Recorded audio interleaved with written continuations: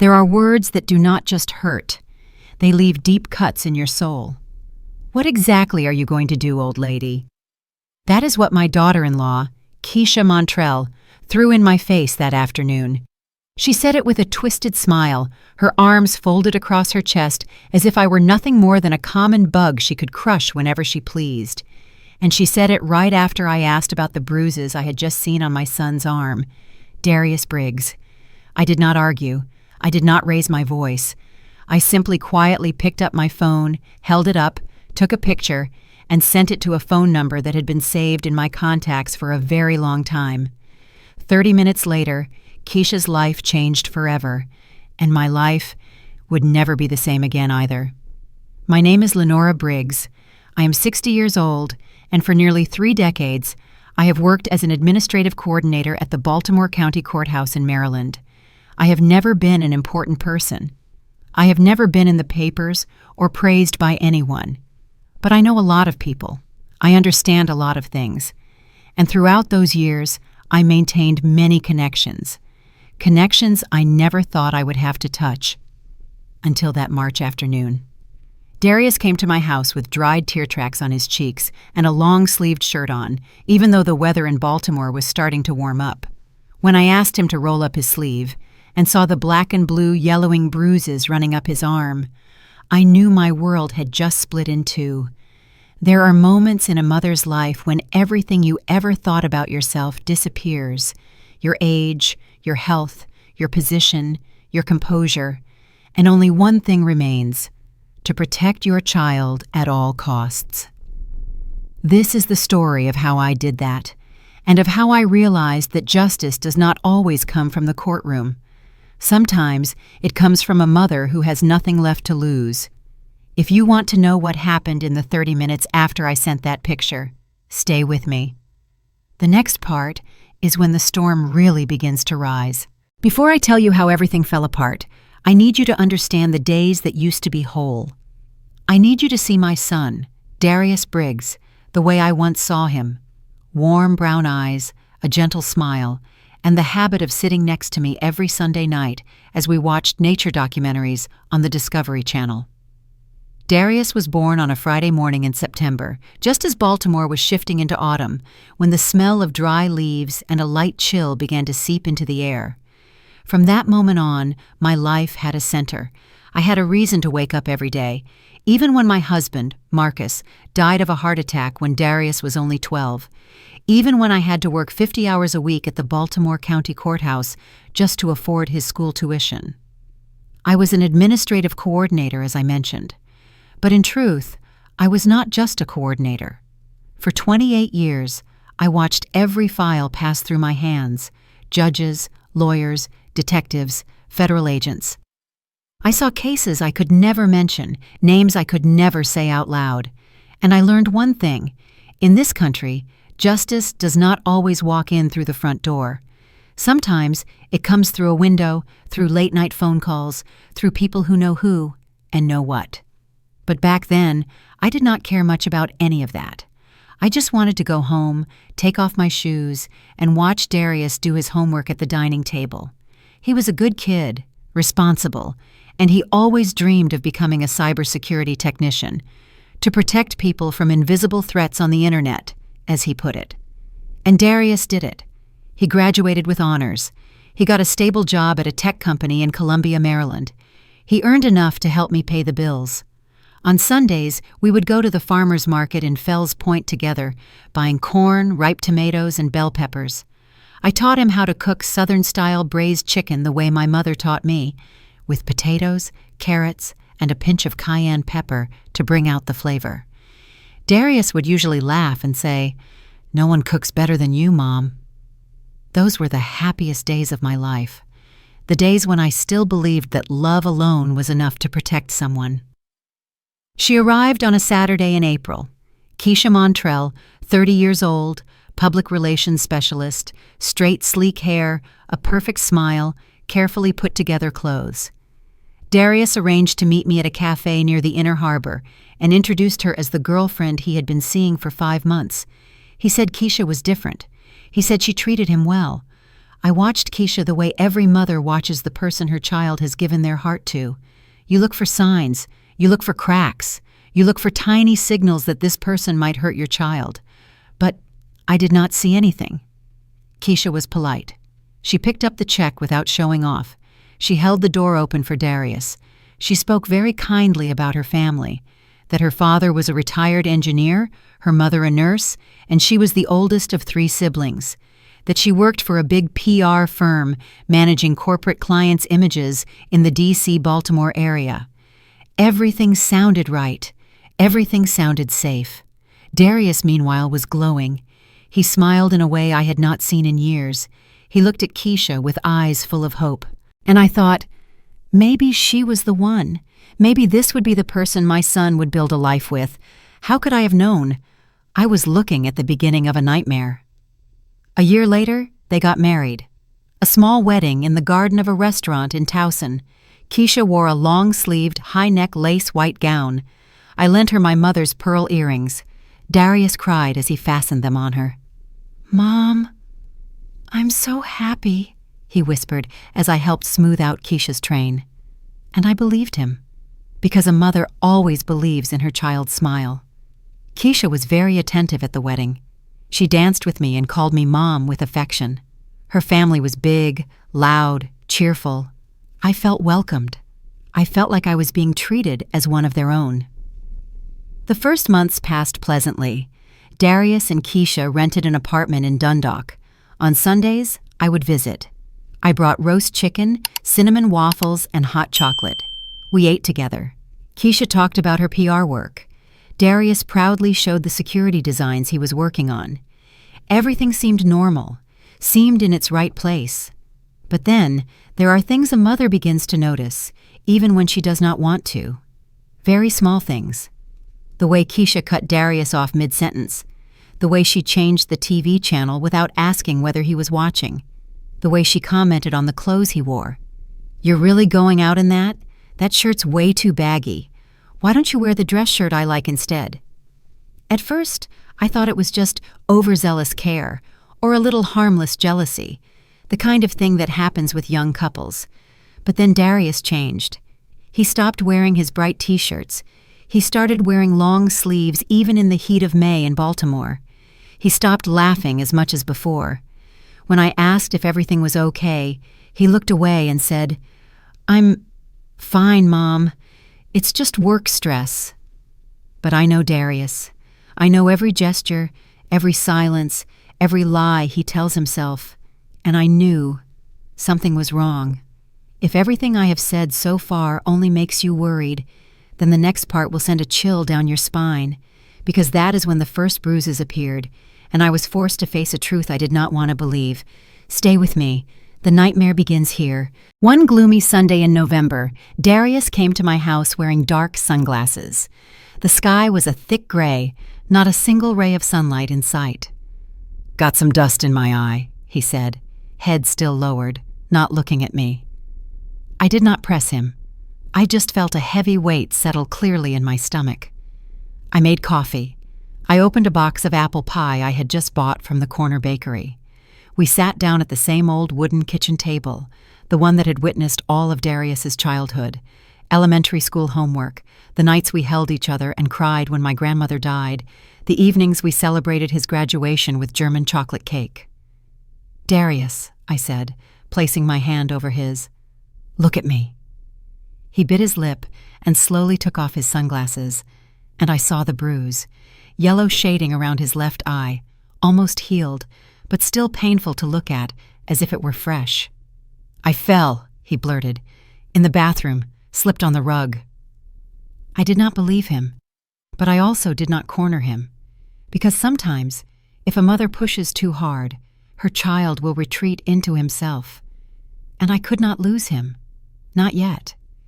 Have you ever watched someone you love change right in front of you, and yet you cannot touch the truth?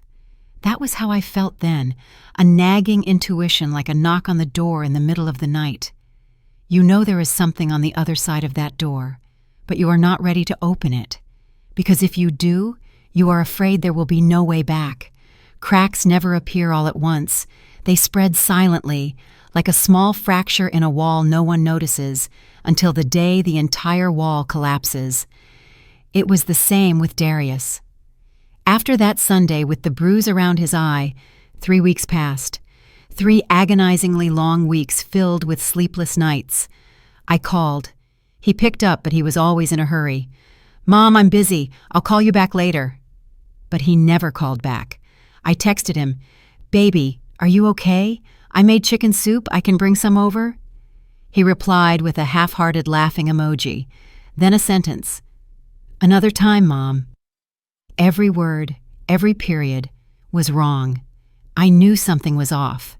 I could feel it in the deepest part of a mother's heart, the place where lies cannot reach. In early December, I left the courthouse earlier than usual. I was supposed to have a dentist appointment at 3 in the afternoon, but I canceled. Something in my chest was pulling me to Dundalk, to the apartment Darius shared with the woman I was finding harder and harder to understand. I rang the doorbell. Once. Twice. Silence. Then finally footsteps. The door opened just enough for me to see part of his face. Darius stood there with hastily tied back hair, a gray sweatshirt so baggy it swallowed his frame, and red, swollen eyes. "Mom, now's not a good time." "Baby, I just need 10 minutes. Can I?" He glanced back inside as if someone might be listening, then reluctantly opened the door wider. I stepped in, and my heart sank. The apartment was completely dark, even though it was still daylight outside. The curtains were drawn tight. The living room, which used to have family photos and Darius's text certificates, was now bare.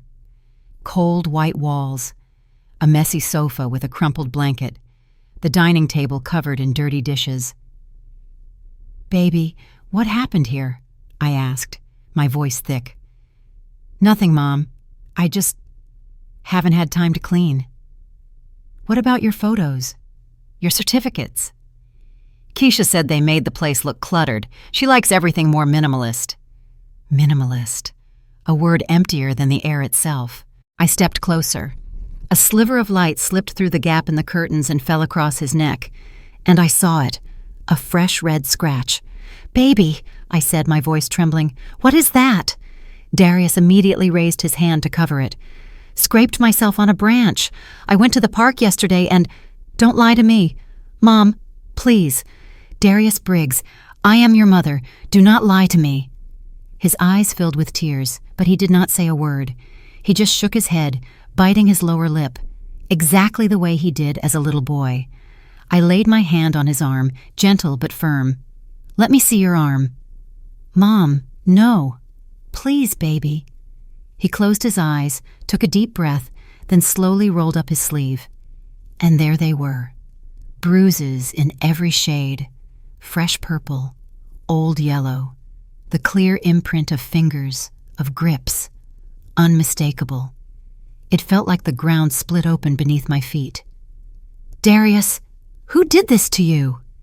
He yanked his arm back and tugged his sleeve down quickly. "No one, Mom. I bruise easily." "Don't," I said. "Don't deny it anymore." "Mom, please. If Keisha comes home and sees you here, she'll be mad." "So what if she's mad? I am your mother." "You don't understand," he said through a tight breath. "You don't understand the pressure on a man in a marriage.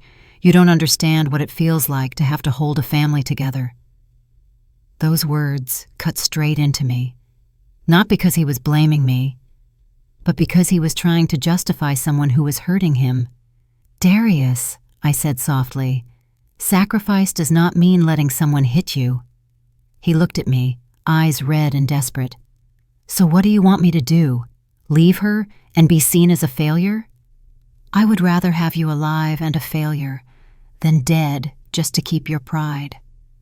Those words came out before I could think, but they were the truest thing inside me. Right then, the door opened.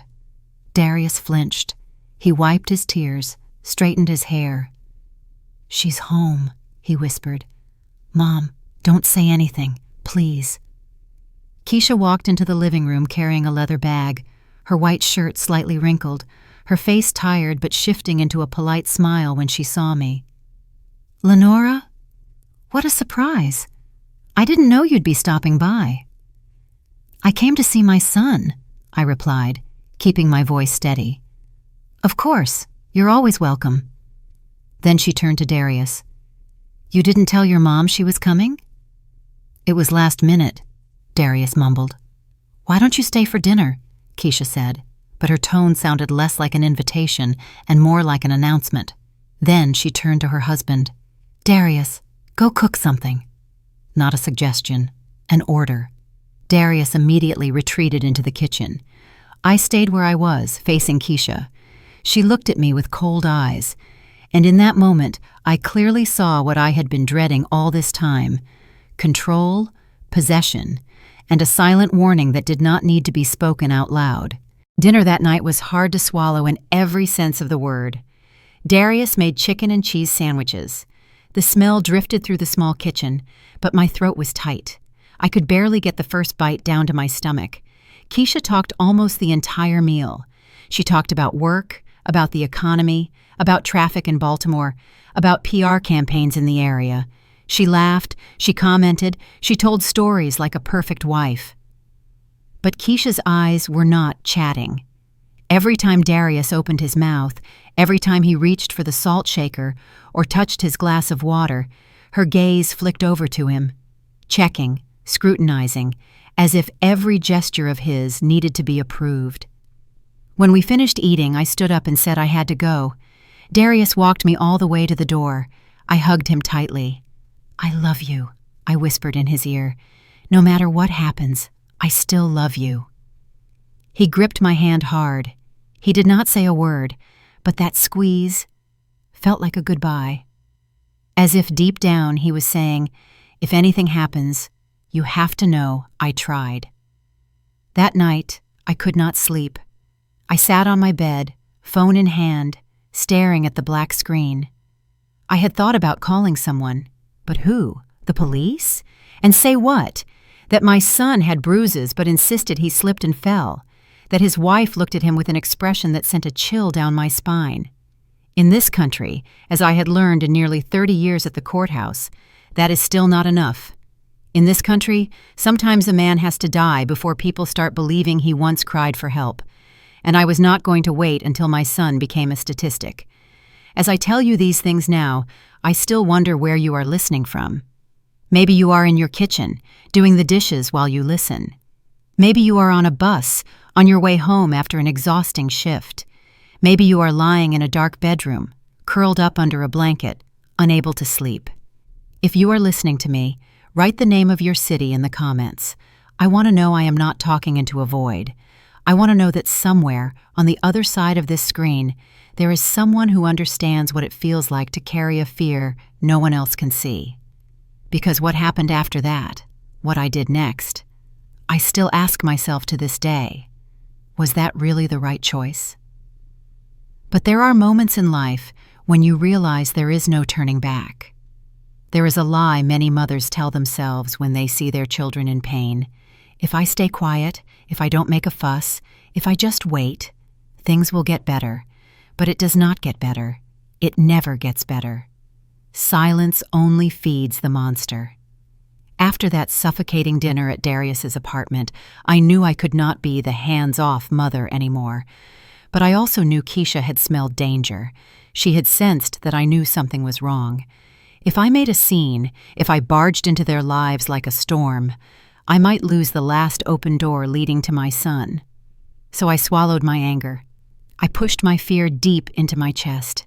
I started to perform, to play the role of an ordinary mother-in-law with an ordinary son, living in a marriage that anyone looking in from the outside would nod at and say, "They're fine." On the outside, I appeared calm, but inside, day by day, I felt myself withering. Time passed. December came with its skin-cutting cold and twinkling Christmas lights. Baltimore lit up with strings of lights, bustling stalls, people crowding into downtown stores to buy gifts. I still went to work as usual. At the courthouse by 8 in the morning, sorting case files, answering phones, making coffee for the judges. My mouth talked about work, my hand signed documents, my feet walked the cold stone hallways. But my mind was always somewhere else. It was in Dundalk, in that pitch-dark apartment with the curtains drawn tight, in the place where my son lived with the woman who had wiped every trace of his life from the walls. I texted Darius every day. "Good morning, baby. Did you sleep well?" He replied with short, clipped words. "Yeah, everything's fine. Busy." I asked if I could come visit. He always had a reason. "Can't today, Mom. I've got stuff to finish. This weekend, Keisha and I are going out." "I'm tired. Maybe another time, Mom." But I stayed persistent, gentle, not pushing too hard. Because I knew, if the day ever came when Darius shut every door on me, I would have no way left to pull him out of the pit he was sliding into. Have you ever watched someone you love drift away from you little by little, not in distance, but in spirit? The messages get fewer. The calls get shorter. The voice becomes unfamiliar. You still have their number, still see their profile picture. But it feels like the real person you knew has been locked up somewhere behind the screen. If you have ever gone through anything like that, whether with a child, a best friend, or even your own parents, leave a line. I know that feeling. Because I need you to understand. I need you to stay with me until the end of this story. One night at the end of December, while I was sitting at my desk at the courthouse sorting closed case files, my phone vibrated, an unknown number. Normally, I do not answer unknown numbers, but that night, something, a kind of intuition, made me swipe my finger across the screen. "Hello?" Silence, only soft breathing. "Hello?" I repeated. Then I heard his voice. "Mom." It was Darius, but his voice sounded strangled, squeezed from somewhere deep in his throat, hoarse, shaky, and cracked. "Darius, baby, what's wrong?" I just wanted to hear your voice. Where are you? Are you okay?" I'm at work, in the restroom. Keisha doesn't know I'm calling you." My heart felt like someone was squeezing it tight. Why can't she know? Silence. "Darius, answer me. Why?" Because she gets mad when I talk to you. She says you put ideas in my head, that you make me doubt her." I felt a wave of anger rise all the way to my throat. Not the explosive kind, but a slow, thick, suffocating rage. "Listen to me," I said, trying to keep my voice steady. "You have to get out of there. You have to—" "I can't, Mom," Darius cut in. "I can't." His voice broke. She checks my phone. She deletes your messages. She deletes your calls. I have to go. Someone just walked in the restroom. Mom, I love you." "Darius, wait." The call ended. I sat frozen at my desk, phone in hand, heart pounding wildly, my ears still echoing his words. She checks my phone. She deletes your messages. She deletes your calls. This was no longer just a difficult marriage. This was a prison. That night, I did not sleep. I lay flat on my back, eyes wide open, staring at the ceiling as if the answer were written somewhere in the cracks. I thought about going to his workplace, walking into the building and demanding to see Darius. I thought about going to their apartment, knocking on the door until Keisha had no choice but to open it, and dragging my son out of there. But I also knew exactly what kind of person Keisha was. If cornered, she would do anything to cut him off from me. Move, force him to change jobs, change his number, block every form of contact. I had seen far too many cases like that in court files. I could not take that risk. Not yet. In this country, a mother saying, "My son is in danger," is not enough. You need evidence. You need something undeniable, something that, once laid on the table, no one can turn away from. And I told myself, I will get it. The next day, I did something I had never imagined doing in all my years. I called in one of my connections at the courthouse. His name was Marcus Henderson, a detective around 50, with 23 years in the field. I had known him since my earliest days at the courthouse, when I was still a young woman in worn-out shoes, fumbling between stacks of files and the copy machine. Marcus was one of the rare decent men in a place full of documents about the worst parts of humanity. He brought me coffee on mornings when I came in late. He covered for me when I had to leave early because Darius was sick. He attended my son's graduation. He helped me manage when my mother died, and I did not have enough money for a proper funeral. In short, Marcus was one of the few good men I had ever met. That day I found him in the courthouse cafeteria. He was sitting alone, drinking black coffee and scrolling through his phone. "Marcus," I called, pulling out a chair and sitting across from him. "I need to talk to you."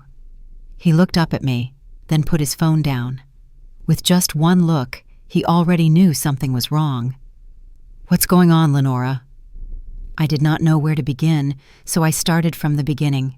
I told him everything: the bruises, the distance, the deleted texts, the rushed phone call from the restroom, the terrified look in Darius's eyes when Keisha walked into the room. Marcus listened without interrupting. His expression darkened, his brows knitting together, the way of someone used to absorbing the ugly stories of people's lives. When I finished, he let out a long breath. "Lenora, I know what you're worried about, but without a formal complaint, without Darius himself stating he's being abused, we can't do anything legally." "I know," I said. "I'm not asking you to arrest her. I just need to know more about her, about Keisha Montrell, her background, whether she's ever been reported before. If anyone has ever accused her of anything, I need to know what I'm dealing with." "You want me to investigate your daughter-in-law?" "Yes." I looked him straight in the eyes. "Because this is my son's life." Marcus was silent for a long moment. He propped his elbows on the table, fingers interlaced, weighing it. "Lenora, this is sensitive. If she finds out—" "She won't find out. Please, Marcus. For nearly 30 years, I've followed every rule, kept everyone's secrets. This time, I need someone to stand on my side." He placed his hand over mine and gave it a gentle squeeze. "Be careful, Lenora," he said slowly. "If she really is the kind of person you think she is, she won't let you get in her way without hitting back." His warning sent a chill straight down my spine, but by then, I had already gone too far to turn back. 3 days passed, 3 endlessly long days during which I kept going to work as if nothing had changed. I went to the courthouse, sorted paperwork, answered phone calls, and offered polite smiles when coworkers asked how I'd been lately. But inside, I was cracking apart, piece by piece. On Thursday afternoon, Marcus came to find me. He just gave a slight nod as a signal. We quietly stepped out of the office, crossed the hallway, and went straight out to the parking lot. He lit a cigarette, something he only did when he was really under stress. "What have you found?" I asked. Marcus took a deep drag, then exhaled a slow stream of white smoke. "Keisha Montrell doesn't have a criminal record," he said. "She's never been arrested. There's never been a formal restraining order issued against her." I felt the ground sway beneath my feet, but Marcus wasn't finished. "I called someone I know at another prosecutor's office in Washington, D.C., he continued, "and I found something else." "What is it?" I forced myself to keep my voice calm. 5 years ago, a man named Trevor Williams filed for a restraining order against Keisha Montrell. They used to live together. Marcus looked me straight in the eye. "The file says she abused him both emotionally and physically, repeatedly. He submitted photos of his injuries, statements from neighbors, even medical reports." My breath caught. "And what happened to that case?" "It was closed," Marcus replied. "Trevor withdrew the complaint 2 weeks later. He came back and said it was a misunderstanding, that he exaggerated, that Keisha wasn't violent." "And did you believe him?" I asked, even though I already knew the answer. Marcus looked at me with heavy eyes. "No, I've seen hundreds of cases like that, Lenora.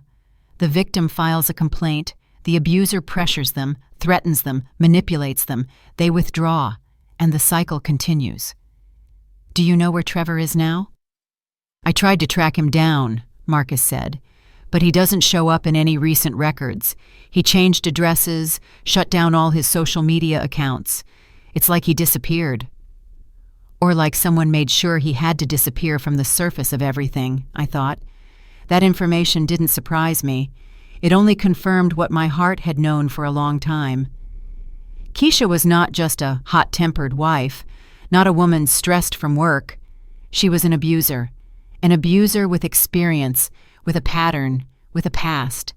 And my son was simply the next victim on her list. The phone call with Pastor Moore changed everything, not because he gave me some magic solution, but because he reminded me of something I had long forgotten. I did not have to fight alone. The next day, I began assembling my team. The first person was Marcus Henderson, the detective who had helped me investigate Keisha. I arranged to meet him at a small cafe in Fells Point. It sat right on the corner, glass windows looking out over the harbor, the smell of roasted coffee hanging in the air. "Marcus," I began, my hands clasped together on the table, "I don't just need information anymore. I need a plan." He frowned. "What kind of plan?" "A plan to get my son out of there, safely, and to make sure Keisha can never hurt him again." Marcus looked at me for a long time, his eyes both worried and weighing. "Lenora, you need to be careful. One wrong move." "I know the risks," I cut in, though my voice stayed calm. "But I don't have any other choice. My son is dying slowly, day by day. And if I don't do something right now, one day I'll get a phone call telling me he's gone." He was silent for a long moment. Finally, he nodded.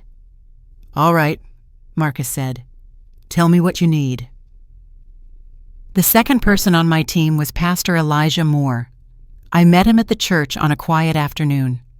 Sunlight filtered through the stained glass windows, casting soft patches of red, blue, and yellow onto the wooden floor. "Pastor," I said, "I need a safe place. Somewhere Darius can stay if he decides to leave. A place where Keisha can't find him." "The church has a small room upstairs," he replied. "We use it as an emergency shelter for people who need it.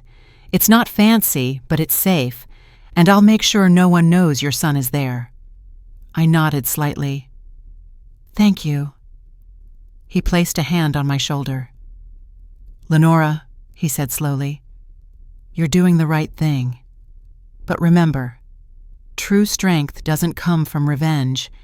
It comes from protection. Focus on saving your son, not destroying that woman." His words stayed with me like a quiet reminder. If you're still listening to me at this point, take a moment and ask yourself, if the person you love most in this world, your son, your daughter, your brother, or even your own mother, were trapped in a relationship that felt like a prison, what would you do? Would you accept respecting boundaries and stand by while they're worn down little by little? Or would you risk everything, your reputation, your peace, even your own safety, to pull them out of there? Leave a line in the comments. If it were me, I would... Because in the next part, I was forced to cross lines I never thought I would ever dare to cross. I knew I needed one last conversation with Darius, a real conversation, not rushed, not over the phone, not in a space where Keisha could eavesdrop from the next room. But how, when nearly every step he took was under her control? Then I remembered. Work. Darius worked for a tech company in Colombia. That was one space Keisha could not monitor every second, at least not yet. I called his office. A receptionist picked up. "Hello, I'd like to leave a message for Darius Briggs." "Of course. And you are?" "I'm his mother." Her voice brightened. "Oh, Mrs. Briggs, Darius talks about you a lot. What message would you like to leave?" "Tell my son I'll be waiting in the parking lot at his workplace at exactly 12 noon tomorrow. Tell him his mother needs to see him. It's very urgent."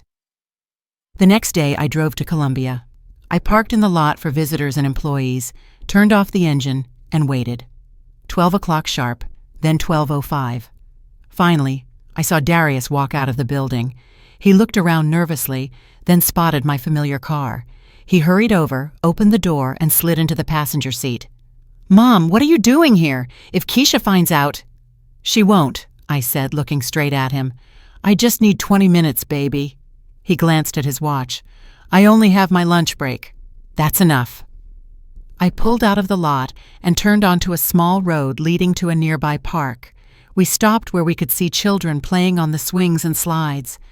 "Darius," I began, "I know you went to Pastor Moore's church."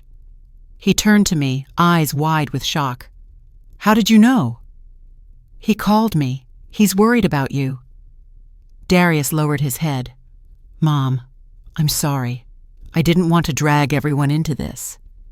"You're not dragging anyone into anything," I said, my voice softening.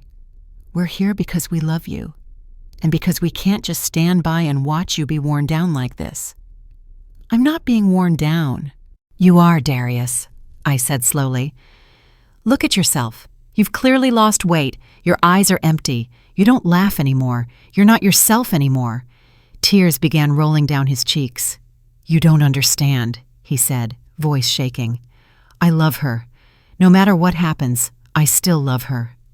And that was the most painful truth. My son loved the person who was destroying him, and that was why he stayed. "Baby," I said, cupping his face in my hands. "Love is not supposed to hurt you this much. Love is not supposed to make you afraid, make you disappear from your own life."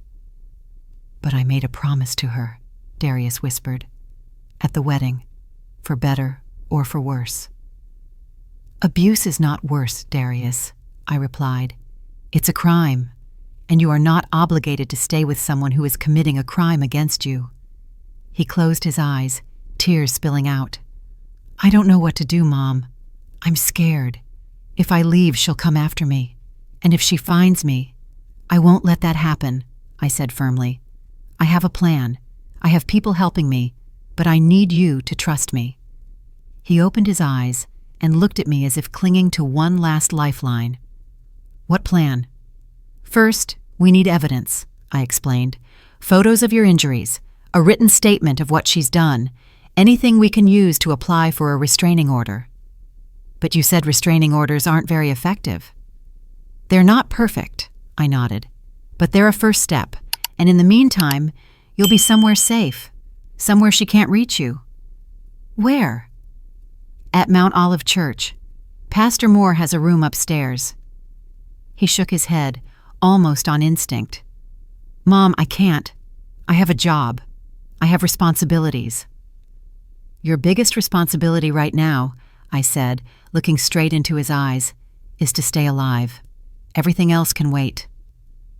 We sat in silence for a while, the sound of children laughing from afar drifting over like it was from another world.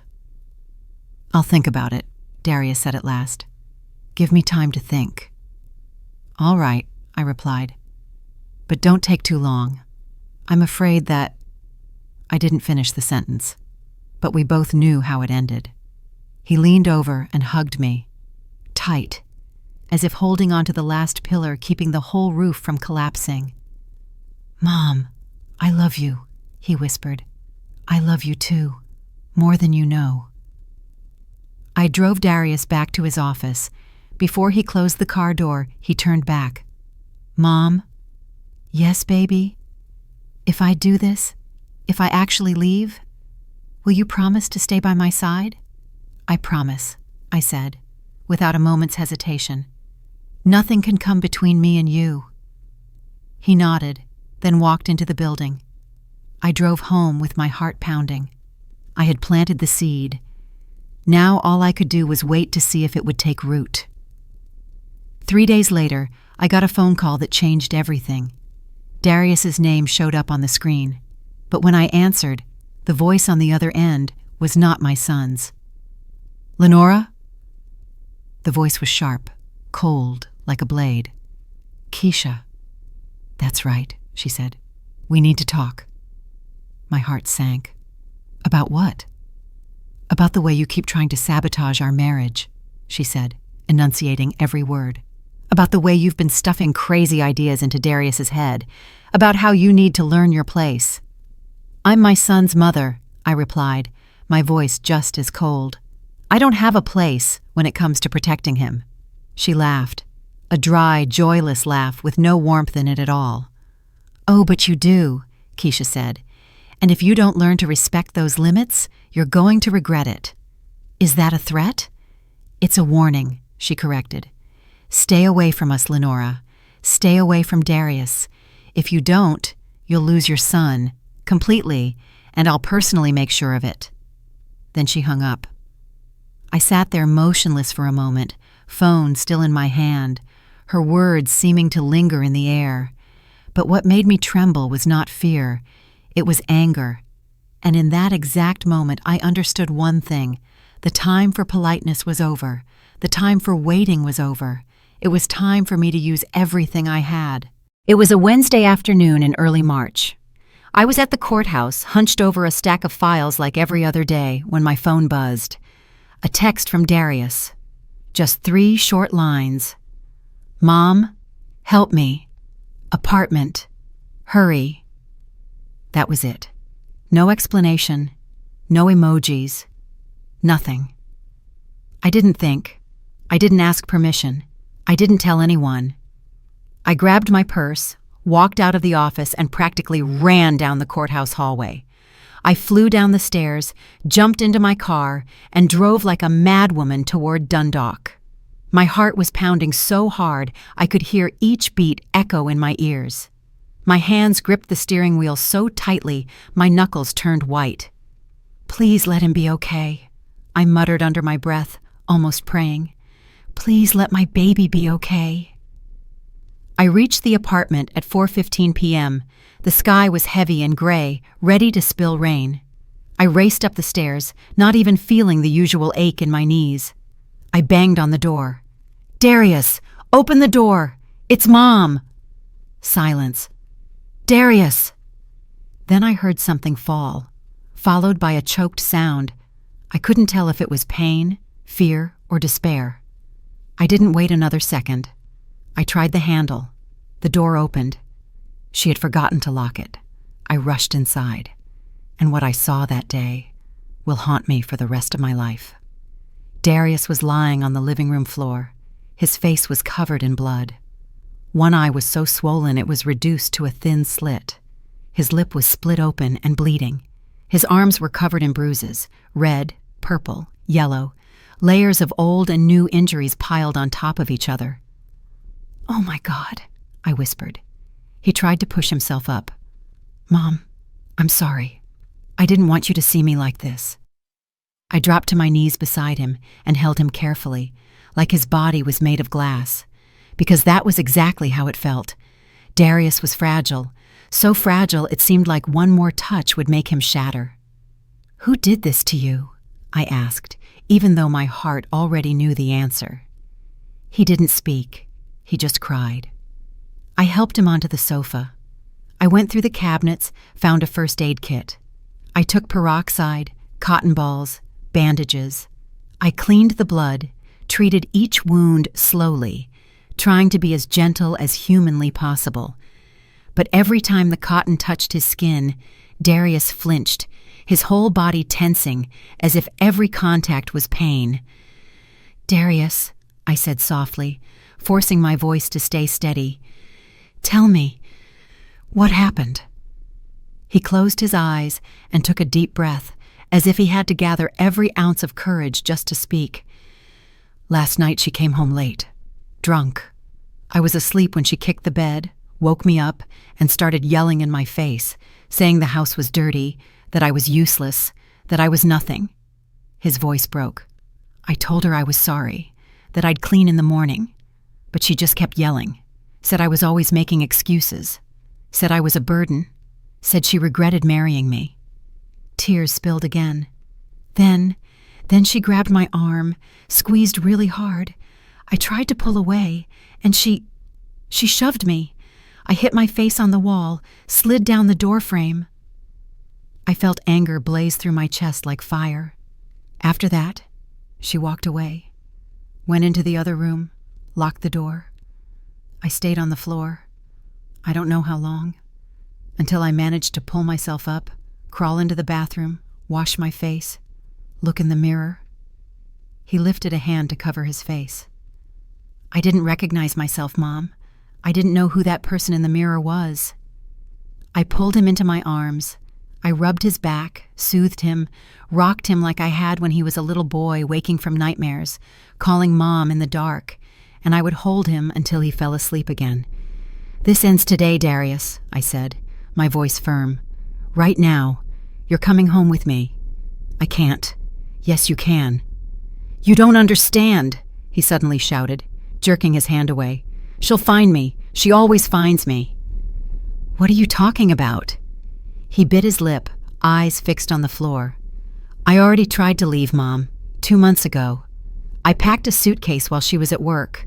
I was going to come to your house, but when I got to the door, she was standing there waiting. His voice cracked. She said she'd put a tracking device on my phone, that she always knows where I am, what I'm doing, who I'm talking to, that if I dare leave again, she won't hold back anymore. It felt like the world stopped spinning. A tracking device. She was tracking his every move, controlling every step, choking out every tiny space he had left. That woman wasn't just an abuser. She was a predator. And my son was prey. If you're listening to this part, ask yourself a question. If the person you love most in this world texted you 3 lines, "Help me, hurry, home address," and when you arrived, you found them on the floor like Darius, what would you do? Would you say, "Let the system handle it"? Would you tell them, "Just hang in there a little longer"? Or would you do anything, even things you never thought you'd be capable of, just to protect them? Leave me a line. I know that feeling. If you've ever been in a situation where you had to choose between doing things strictly by the book and doing what was right for someone you love. Because what I did next was no longer the act of a polite mother.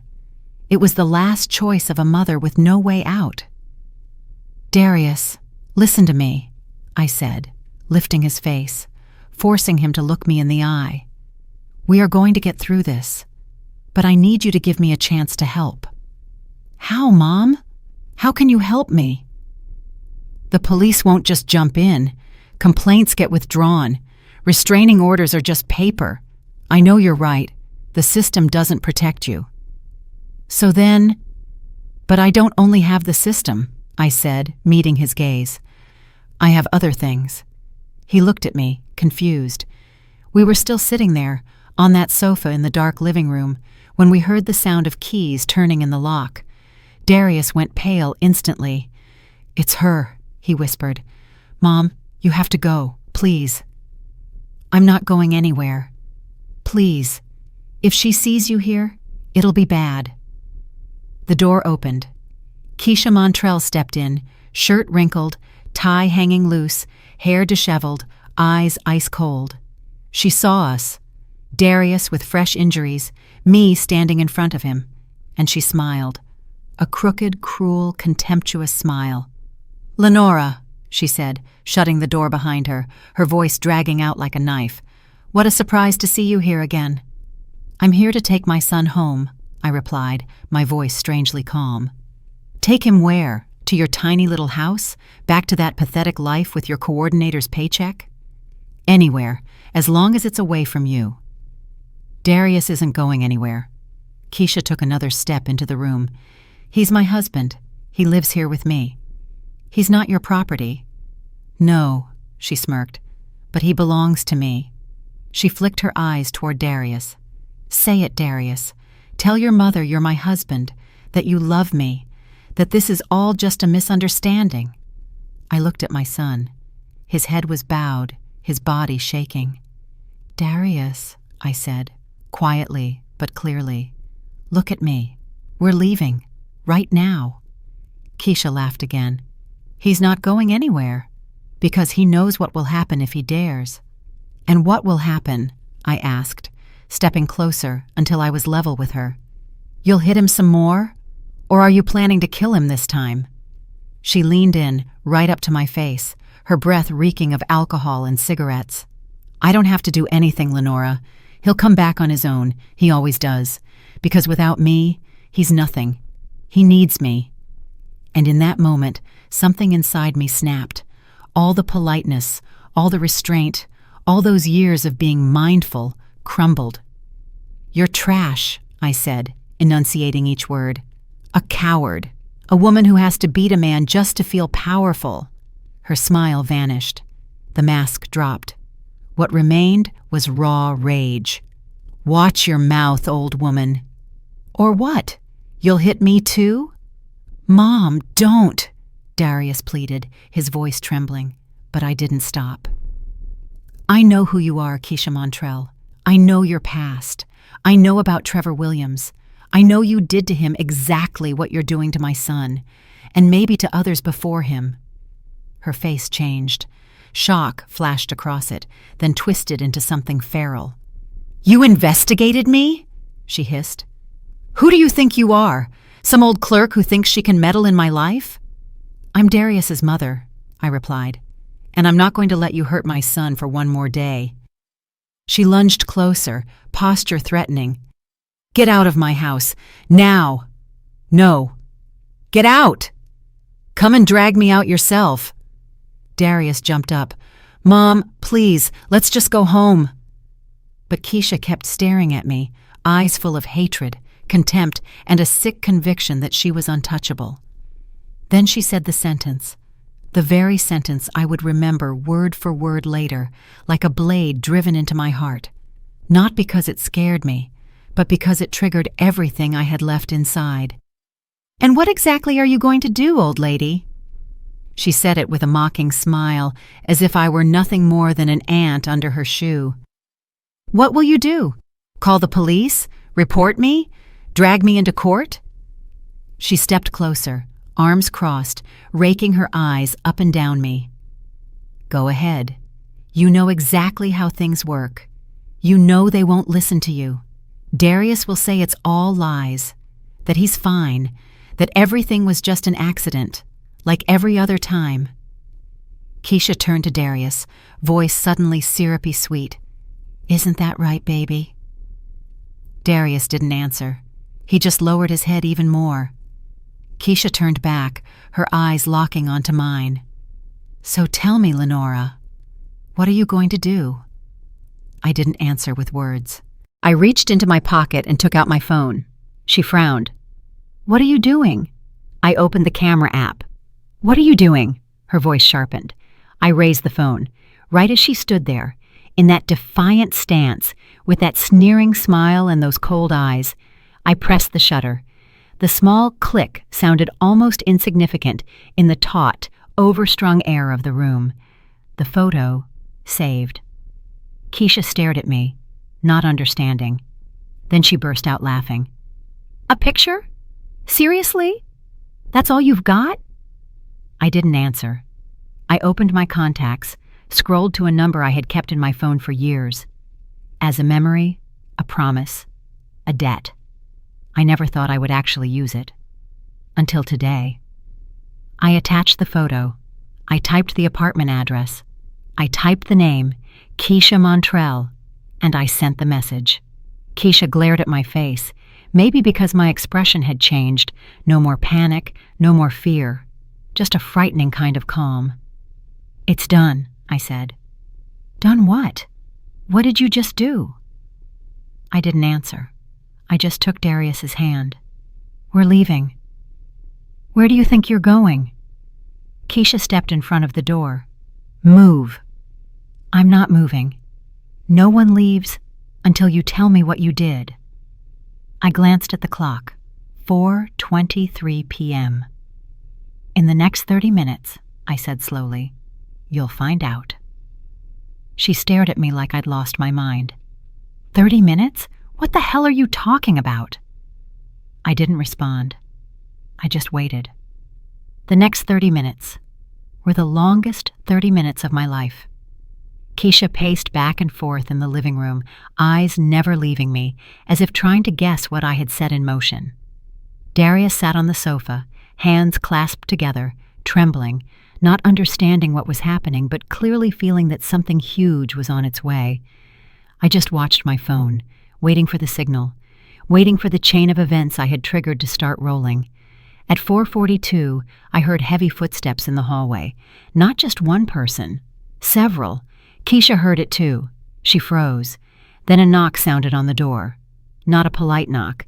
The kind of knock that carries authority. Command. Police, open up. Keisha's face drained of color. Arrogance gave way to confusion.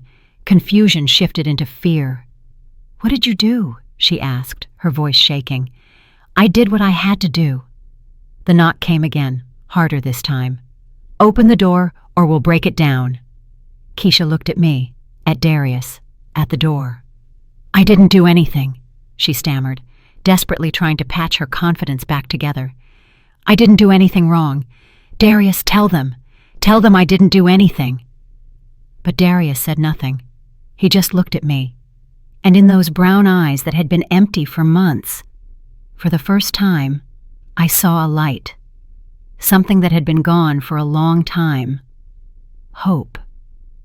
Keisha reluctantly opened the door. 4 officers stepped in. Leading them was Marcus Henderson. "Keisha Montrell," Marcus said, his voice cold and clear. "By order of the court, you are under immediate arrest on suspicion of severe domestic abuse and threats. You need to come with us." "What? This is a mistake. I didn't do anything." "You can explain that at the prosecutor's office," Marcus replied. "For now, you're coming with us." "No, this is her fault," Keisha screamed, pointing straight at me. "She set me up. This is a trap."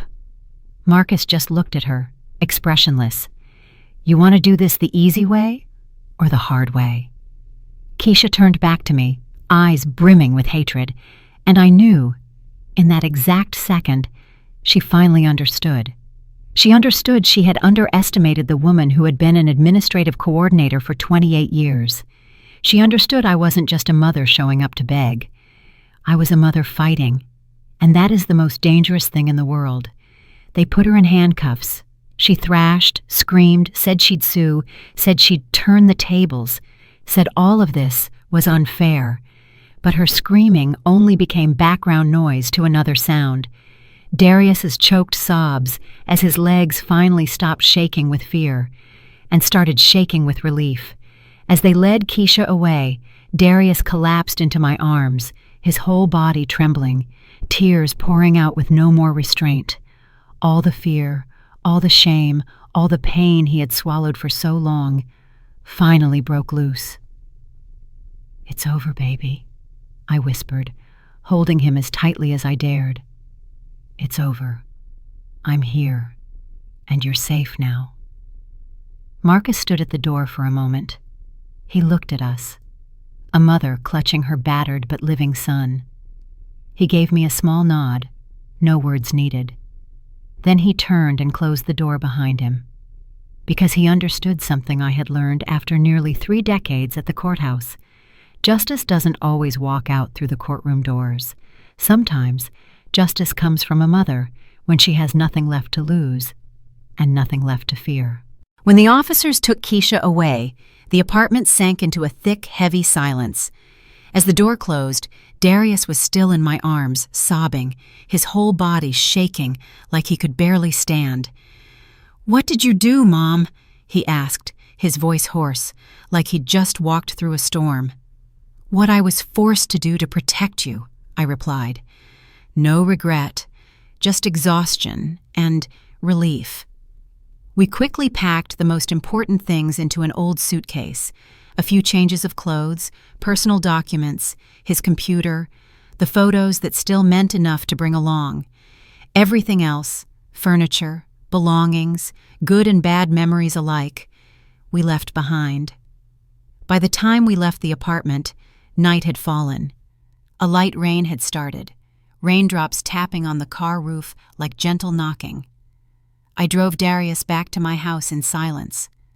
Baltimore outside was still lit up. Streetlights, signs, traffic, ordinary people living ordinary lives.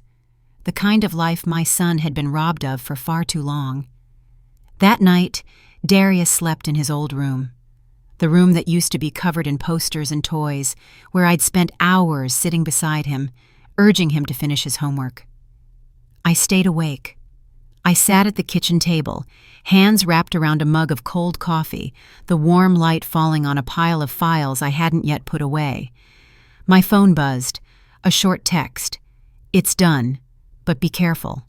No name, no explanation. But I knew who it was, and I understood. The campaign to protect my son had only just begun. The next morning, Marcus called me. His voice was low and serious, like always. "Keisha's out on bail," he said bluntly, "but a restraining order has been issued. Darius needs to file a formal complaint.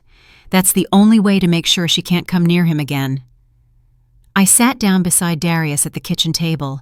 He looked like he'd aged several years in just one night. "You need to do this," I said. His face went pale. "Mom, I can't do it." "Darius." I put my hand over his. "You have to.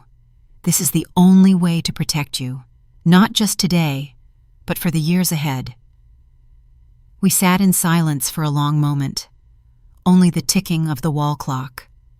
Finally, Darius took a deep breath and nodded slowly. "Okay, I'll do it." The next day, we went to the courthouse, the place I had walked into every day for nearly 3 decades. But today, it felt like a completely different world. A female detective met with us, young, professional, with eyes that were both sharp and warm. Darius told his story, every detail, every time his arm had been gripped, every shove into a wall, every insult, every bruise, every threat. The detective took careful notes, photographed his injuries, collected medical records, and did all the required checks. "What happens next?" Darius asked, his voice still shaky, but no longer breaking.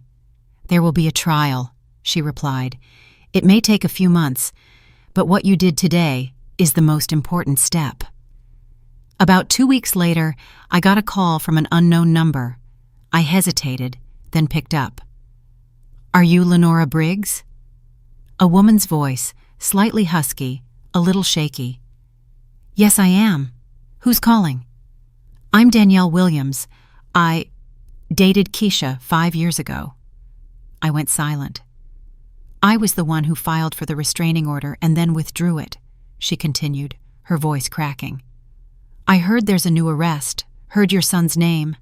I can't stay silent anymore. I want to testify.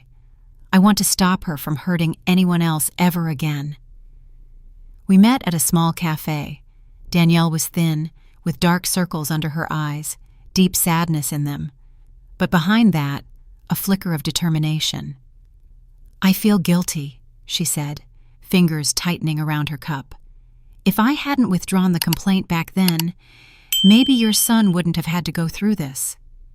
"No," I shook my head. "This is not your fault. Victims are never the ones to blame. But now, you can help my son, and you'll be helping yourself too." Danielle was quiet for a moment, then nodded. "I'll testify. This time, I won't run."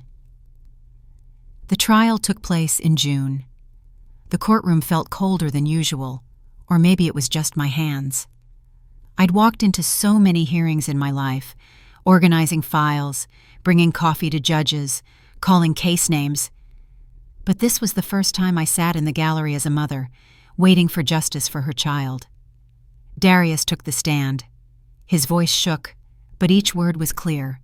He told his story. No embellishment, no downplaying, just the bare truth. Danielle testified as well. 2 people from 2 different points in time, but their stories were unsettlingly identical. She had isolated them from family and friends, controlled their phones, humiliated them, then abused them. And every time, Keisha had made them believe it was their fault. The evidence was overwhelming. Danielle's old file, injury photos, neighbor statements, medical reports, and what had just happened to Darius. Together they formed a picture no one could deny. The judge, a woman of about 55, with a stern but not cold expression, looked straight at Keisha as she read the verdict. The defendant is guilty. Sentence, 5 years in prison. Upon release, a permanent restraining order will be in effect regarding the victim, Mr. Darius Briggs. Darius didn't cry. He didn't shout. He just closed his eyes, took a long breath, and squeezed my hand. We walked out of the courthouse into the harsh summer sunlight. Darius tilted his face up to the sky, letting the sun touch him after so long locked in the dark. "Mom," he said, his voice suddenly sounding strangely normal. "I'm hungry." I laughed, the first real laugh in months. "What do you want to eat?" "Roast chicken and really cold lemonade." We went to a small restaurant. Darius ate with real appetite, each bite of chicken pulling him back into life. I watched him eat and felt my throat tighten. For the first time in a long time, we talked about the future. Not how to survive today, but where do you want to go? What do you want to do next? What kind of life do you want to live? The first weeks were still far from easy. Abuse doesn't just leave bruises on skin, it leaves cracks in the mind. Darius had chronic insomnia. At night, he sat by the window, staring at the streetlights, his face lost in thoughts he didn't put into words. Pastor Moore often came by, bringing food from the church kitchen, fried chicken, cornbread, stewed greens. He sat alone with Darius in the living room. Sometimes I heard my son crying, the pastor's soft prayers, and the two of them talking for a long time. "Your son needs time," Pastor Moore said to me one evening. "But he's going to be okay. People who have survived are often stronger than they realize." Slowly, Darius began to change. He went back to work, not because anyone forced him to, but because he wanted his own rhythm again. He laughed more. He joined a support group for abuse survivors. He moved into a small apartment near my house, with big windows and morning sunlight streaming in. When I visited, I saw him choosing his own furniture, colors, every pillow, every picture. For the first time, it was a space just for him. No trace of Keisha, no one's voice echoing but his own. A year after the trial, Darius met James, a gentleman who worked at a bookstore and played guitar in a small church band in his free time. "Mom, he's different," Darius told me, his eyes softer. "He listens. He respects me. When I told him my story, he didn't say I exaggerated, didn't blame me for staying too long. He just sat there, held my hand, and cried because it hurt him to know what I went through." When I met James, I saw the way he looked at my son, not like something to control, but like a person to be cherished and respected. "Well?" Darius asked afterward, like a child asking his mother's opinion about a new friend. "I think," I smiled, "you deserve this. You deserve a love without fear." 2 years after the trial, I received a handwritten letter delivered to my house. The sender, Keisha's mother. "Lenora, I'm sorry for what my daughter did to your son. I regret being blind for so long. Keisha is in therapy now, trying to change. I am in therapy too, facing everything I ignored while raising her. I don't expect your forgiveness. I only want you to know, your son is very brave, and because of you, my daughter finally had to face what she has done. Thank you." I read that letter twice, then folded it and put it in a drawer. I didn't reply, not because I still held hatred, but because I understood that letter wasn't meant to give me peace. It was her first step toward finding peace in her own life, and that's a road she has to walk herself. Today is a Sunday. 3 years have passed since the day I lifted my phone and took that picture.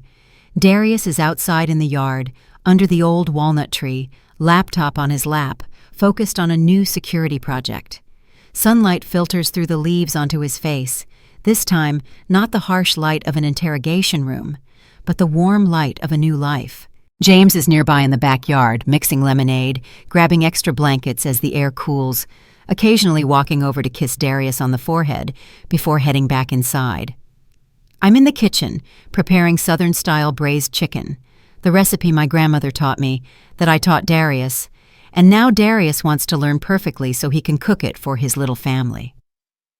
Darius walks into the kitchen, chopping cilantro. smiling faintly. "Mom," he says, "I've never really thanked you properly." "You don't need to thank me," I reply, the sentence so familiar it's almost instinct. "No," he shakes his head. "I do. You risked everything, and I want you to know everything we went through was worth it, because now I'm free, really free." We bring the food out to the table under the walnut tree. The three of us sit down, a mother, her son, and the man who loves that son gently. "To strong women," James says, raising his glass of lemonade. "To survivors," Darius adds, clinking his glass with his. "To protectors," I say, lifting mine. We clink glasses. Before eating, Darius puts a hand on his chest. "You know what, Mom?" he says, his smile small but steady. "This is the first time in 4 years I can hear my own heartbeat and not feel afraid." And in that moment, I knew everything we had done, every line I'd crossed, every phone call, every sleepless night, every judgmental look, had been worth it. Real justice wasn't about how many years Keisha would spend in prison. Justice was this: my son alive, laughing, loving, daring to dream about the future. That was the victory. That was the most powerful revenge of all. To live well, to love kindly, to be happy, despite everything someone tried to do to destroy you. If you're listening to this story and you see yourself in it, if you're living in fear but deep down you know something is wrong, remember this: you are not crazy. You are not exaggerating. It is not your fault. And you can get out. Seek help. Talk to someone you trust, a friend, a family member, a pastor, a professional, someone who can listen without judgment. Save evidence, take notes, keep photos, and when you're ready, walk away. Life is still waiting for you on the other side of fear, a life without shouting, without footsteps that make you hold your breath, without feeling like you have to apologize for existing. That life is yours. If you are a mother who sees vague signs, but your instincts are screaming that something is wrong with your child, do not stay silent. Trust your intuition. Ask, listen, be patient. And when necessary, stand up and fight. Because a mother's love can do things the system never could. It can move mountains, break chains, and change the fate of a human being. Thank you for staying with me until the very end of this story. If it touched your heart, if you believe someone out there needs to hear this, please share it. Sometimes just one video is enough to wake someone who thinks they have to live like this forever. And if you want to continue walking with me through other stories, stories of pain, justice, healing, and starting over, hit subscribe and turn on the notification bell so that every time I tell a new story, you'll be there, listening with me. One person, every day, one story, one life lesson. I wish you peace. And if your heart is knocking, listen to it. It's leading you to the place you truly deserve to be.